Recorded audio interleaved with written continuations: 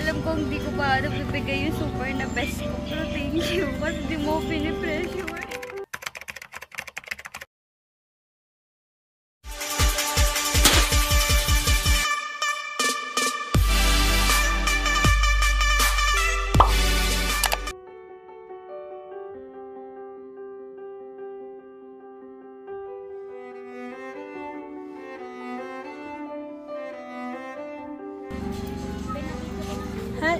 Hi, Hano.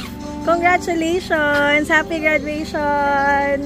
Sige, meron kang surprise. Pa-open na lang ako. Tama na.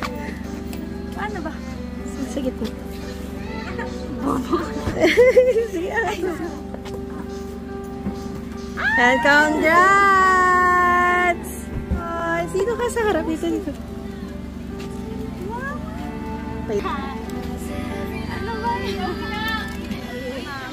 Si Mama. Nasaan si Mama? Okay. Sige, basahin lang natin yung message ni Mama para sa iyong graduation day. Ayan. Nak, pasensya ka na kung wala na naman si Mama sa mga mahalagang araw mo.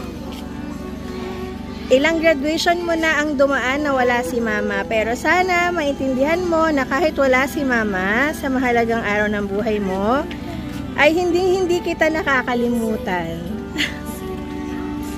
Ngayon, sa pagtatapos mo ng senior high, wala na naman si Mama. Kaya naisipan ko, bigyan ka ng munting surprise.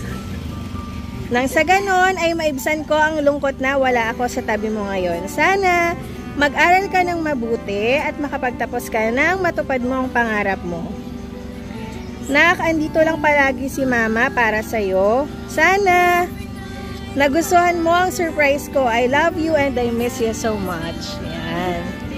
Anong masasabi mo naman kay Mama na kahit wala siya, meron siyang surprise para sa'yo? Thank you. Hindi ko pa tawag doon. Alam ko hindi ko pa nabibigay yung super na best ko. Pero thank you. Kasi di mo pinipressure. I love you. Parang ako yung gumraduate talaga. Ako yung naiiyak.